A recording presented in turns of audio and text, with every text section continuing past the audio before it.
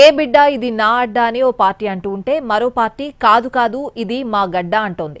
ఇరు పార్టీ నేతల సవాళ్లు ప్రతి సవాళ్లతో ఆ జిల్లా రాజకీయం వేడెక్కుతోంది. 2024 ఎన్నికల తర్వాత ఆ జిల్లాలో రాజకీయం సమీకరణాలు మారిపోయాయా? ఏపీ రాజకీయాల్లో కడపకు ప్రత్యేక స్థానం ఉంది. 4 దశాబ్దాలుగా ఇక్కడ రాజకీయమంతా 2 పార్టీల చుట్టూ తిరిగినా ఎక్కువ భాగం వైఎస్ కుటుంబం కడప రాజకీయాన్ని ఓన్ చేసుకుంది.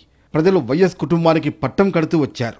వైఎస్ రాజశేఖర రెడ్డి ఉన్నంతకాలం రాష్ట్ర రాజకీయాలు సైతం కడప చుట్టూ తిరిగాయి.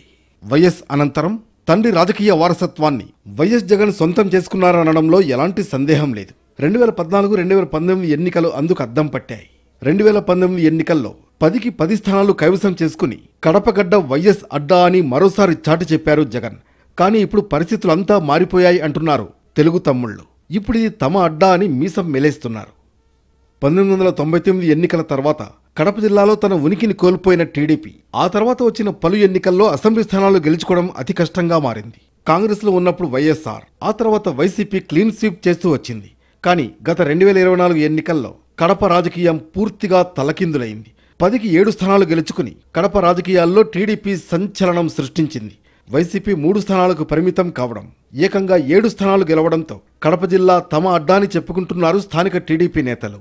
ఇదే అంశంపై కడప మహానాడు వేదికగా సవాళ్లు ప్రతి సవాళ్లు ఇప్పుడు చర్చనీయాంశంగా మారాయి. టీడీపీ నేతల వ్యాఖ్యలకు అటు వైసీపీ కౌంటర్ ఇస్తోంది. కేవలం ఒక ఎన్నికల్లో గెలిచినంత మాత్రాన జగన్ జిల్లాలో పాగా వేశాం అని అనుకుంటే సరిపోదని, వచ్చే ఎన్నికల్లో తమ సత్తా చూపిస్తామని, ఎన్నికలు ఎప్పుడొచ్చినా క్లీన్ స్వీప్ చేస్తామని వైసీపీ ధీమా వ్యక్తం చేస్తోంది.